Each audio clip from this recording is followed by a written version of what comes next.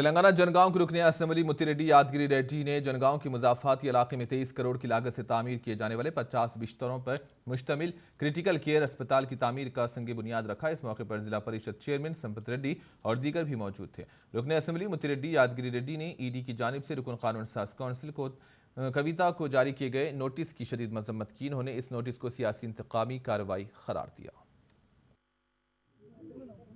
జనగామ ప్రజల కోరిక నుంచి జిల్లా హెడ్ క్వార్టర్ ఇచ్చి జిల్లా నుంచి మంచి కలెక్టర్ ఆఫీస్ నిర్మాణం చేయించి మున్సిపాలిటీకి తగిన నిధులు ఇచ్చి జిల్లా కోర్టు ఇచ్చి స్థలం ఇచ్చి మెడికల్ కాలేజ్ ఇచ్చి కాలేజీకి స్థలం ఇచ్చి వశపరిచి